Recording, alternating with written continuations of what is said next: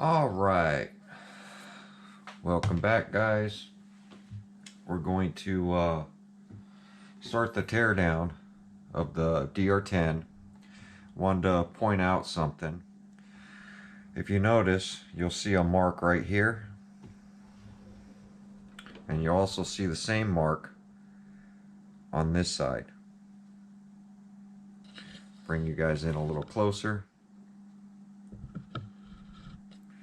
So this mark right here, you'll see one there, and you'll also see the same mark right there. And what that is the front wheels hitting the body.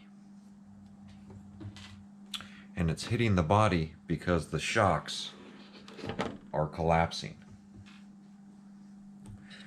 So out there running this thing, like I was telling you guys, these shocks are way out. So on the inside of the body, you can see where it's rubbed, and it's rubbed on both sides.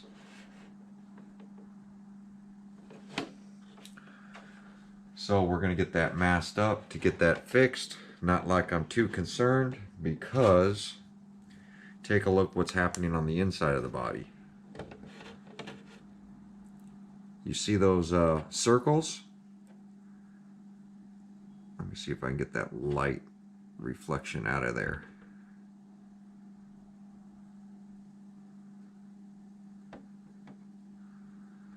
So those two circles, there's actually two of them. Let me see if I can get this behind the camera.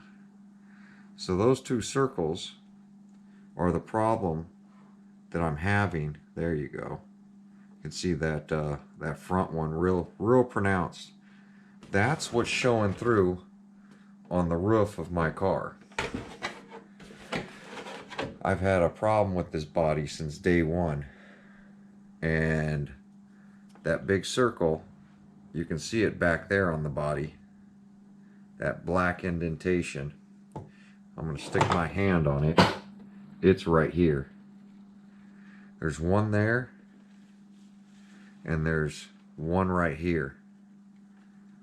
So there's a huge circle right here of some sort of indentation, and there's one right here, which has made this roof all wavy. I dropped my light somewhere. But regardless, those circles are inside this body. I've got one up in here, and I've got a bad one right in here. So that's what's showing through on my body. That's a defect in the plastic, and the paint is all wavy right in here. So that's what's going on with my body. And as you see, I still haven't straightened out the cut marks in it, because this is going to become my basher body. It's just, this body is not clean and is not going to be a shelf queen body for me at all.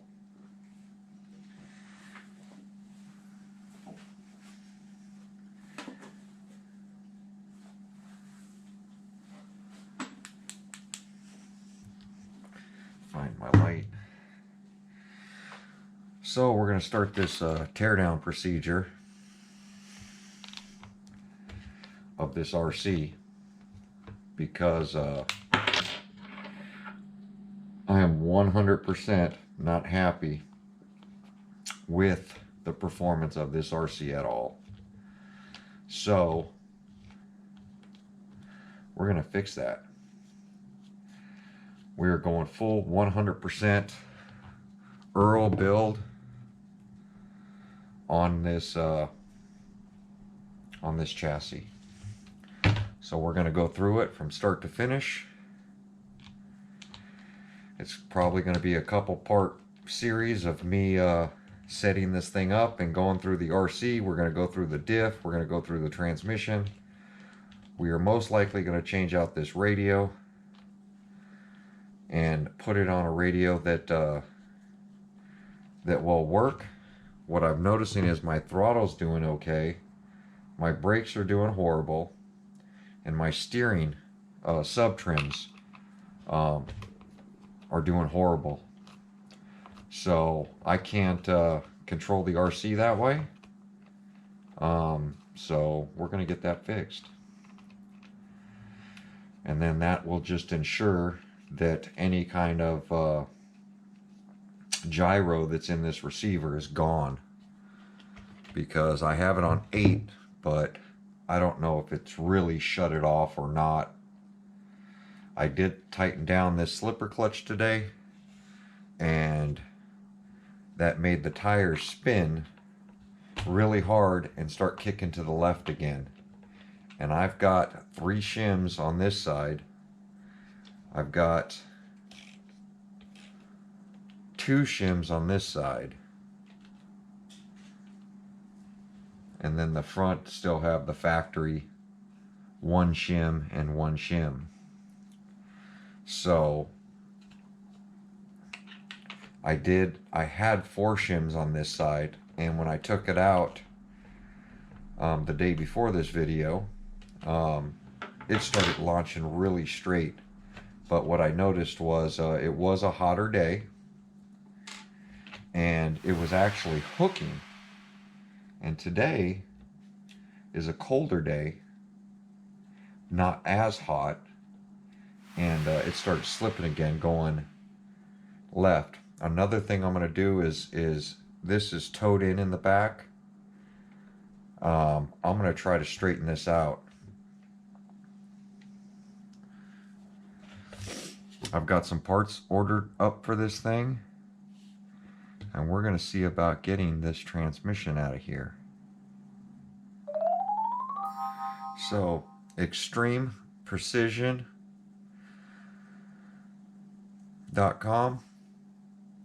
who makes this tool. I've been using it now going on a month, and I'm pretty impressed.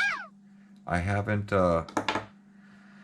destroyed them, and what I like about these, they're not as strong as the square as the MIPs. You should always carry the MIPs, but they're definitely good for a day-to-day one. And then if you have one that's sticking, grab your MIP.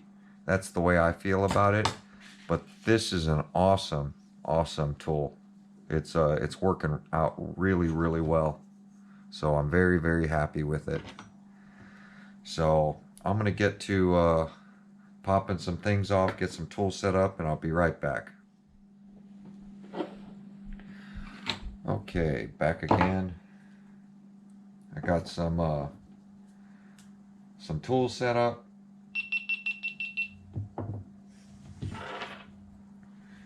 And we're going to start popping out some of this stuff.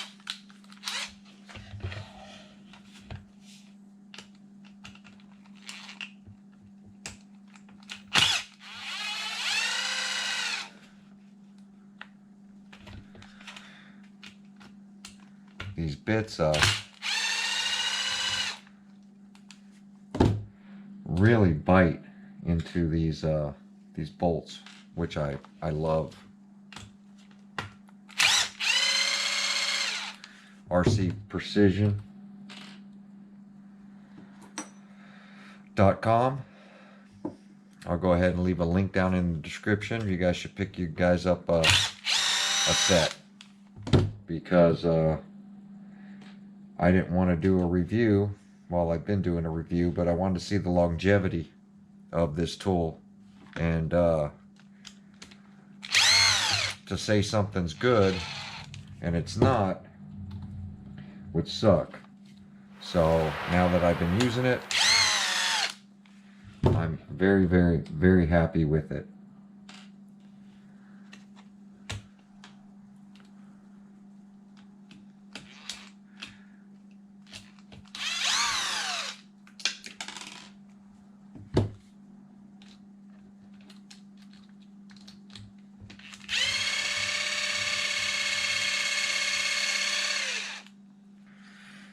pretty long screw right there.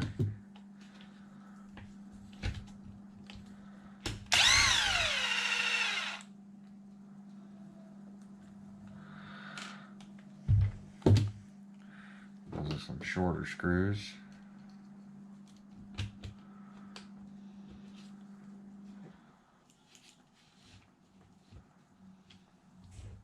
Sorry if my hand's blocking. I am a lefty.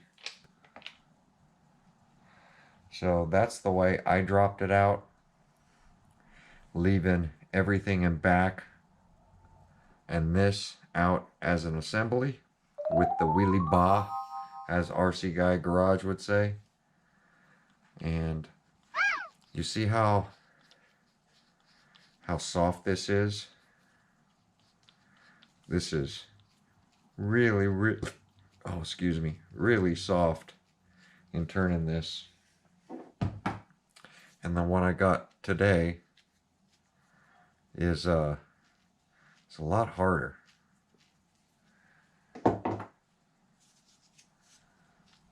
Oh yeah. So I don't know what the difference is, but so far this differential feels 100 times better. But if it's strong, light is better. It's just got to be strong. I'm taking the shocks off to clear up the back of this.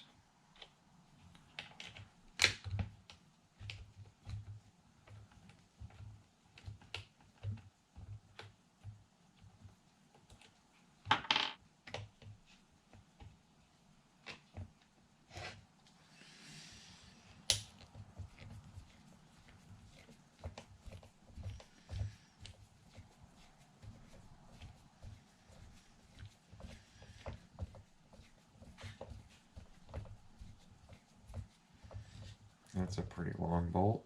Is that a washer? Oh yeah. It's got a plastic washer down there. Or a metal one. A little spacer. So a little tiny spacer.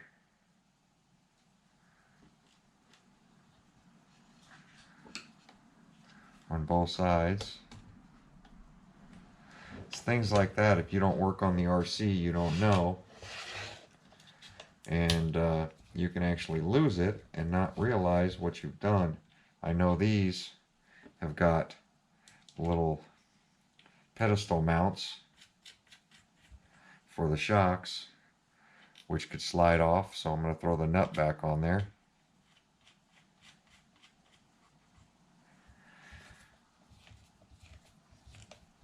Two-wheel drive slash I can work on blindfolded. This one I'm learning, because this platform I haven't worked on before.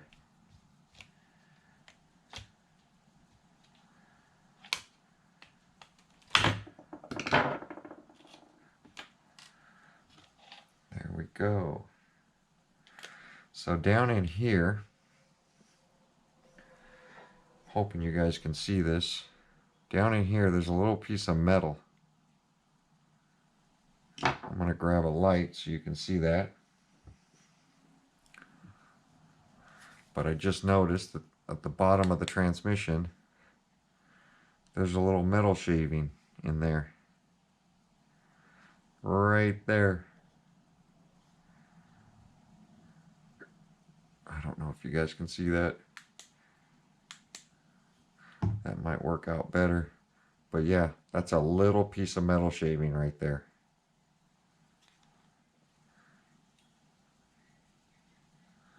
I don't know what that's from.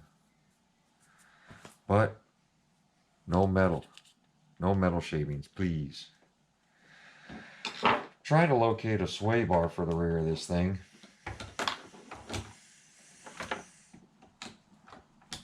Because that's what I really need is a sway bar.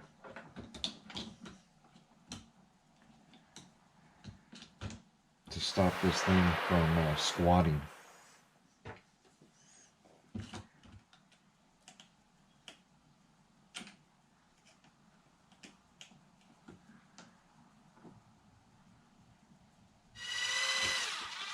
because I don't know what the hardware really looks like. I'm trying to drop in some of the screws of where they go so I don't start to forget later on. So we went ahead and got, God, these things are light. I wonder if there's fluid in them.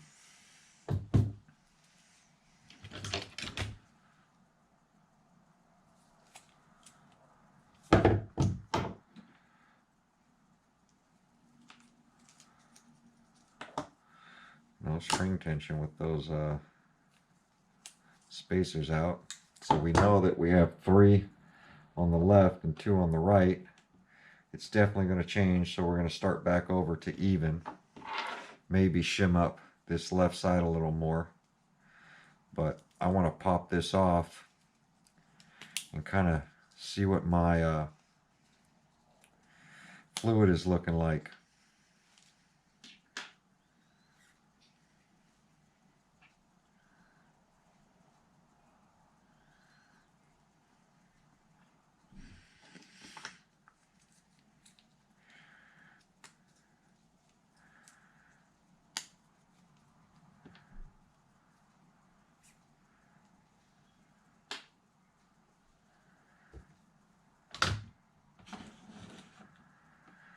We got parts spread over the whole counter already.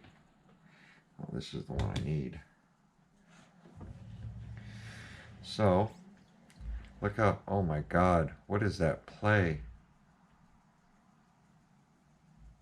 There's like a whole pile of air in there. Like there's no fluid in it. This one's smooth. From start to finish is smooth. This one, what is that? Feels like something's coming off. Here's our problem. Problem is going to be this shock. It's feels like, oh yeah, and it's wet right there. Listen to that. Sounds like there's a whole pile of air. And then the shock bottomed out. See that? It doesn't bottom out.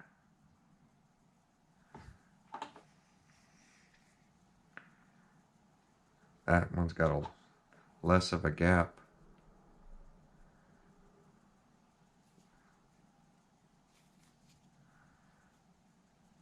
What is that?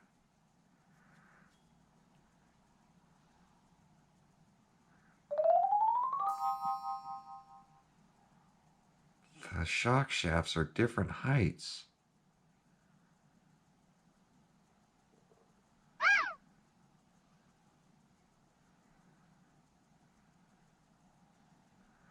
It's like this one's screwed on all the way and this one's not. I don't know if you guys can see that, but these are both bottomed out. Wow. They're not the same length, the shocks. And they're not the same length because when they screwed this end onto the shaft, this one's on a lot farther than this one. It's the way it's looking.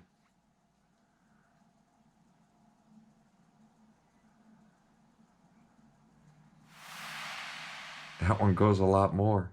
That one's shorter than this one.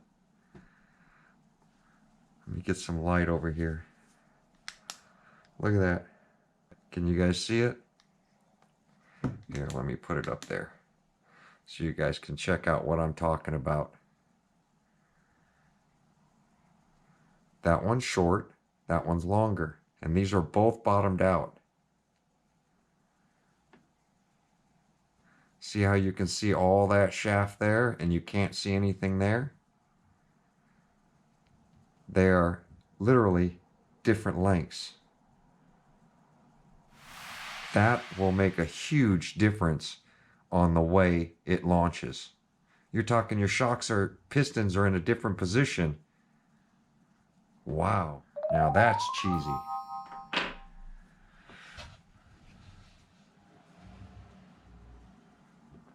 Wow.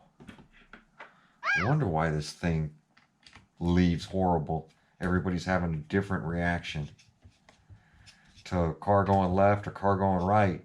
If they're not the same length, then that means your piston position is going to be in a different position going up the shock body on the inside. So that means the car is just going to want to wiggle left and right in the rear. That's really, really interesting right there, guys.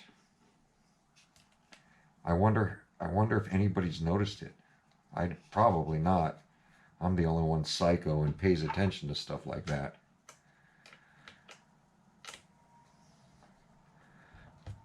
They just pull them out and rebuild them. I know a few guys have already changed shock oils, but I haven't heard anything about anybody talking about the shock's lengths being different. I mean, they should theoretically either bottom out or set those things up in a jig on the shock shafts so that at least they're the same length to get one that's, I mean, that's a noticeable difference. It's not like it's a thread off. That looks like three to four threads off. That's insane to me, guys. Well, now it's all starting to make sense of what's going on. So this is on the outer, just like the rear.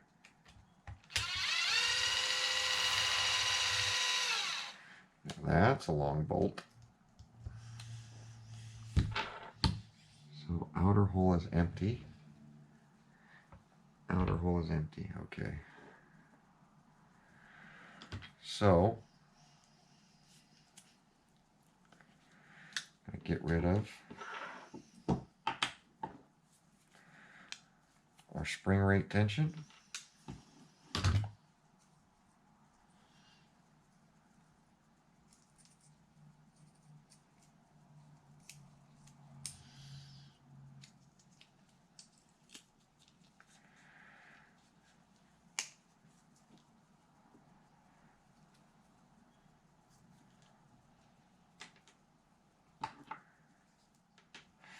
I'm curious on these if they're the same. That's got some kick up.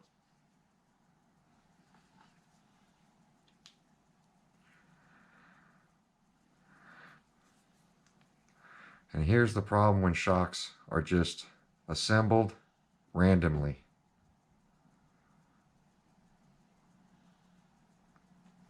Are they going to the same height? They are indeed not. But these are closer. They are even. Unlike the back. But watch this. See the problem there? That's huge, guys. Of course this car doesn't ride right. Every shock is different pressures, different tensions, doing different things. So 100%, this is not going to ride right. Now I want to compare a front with a rear. That's a front. That's a rear.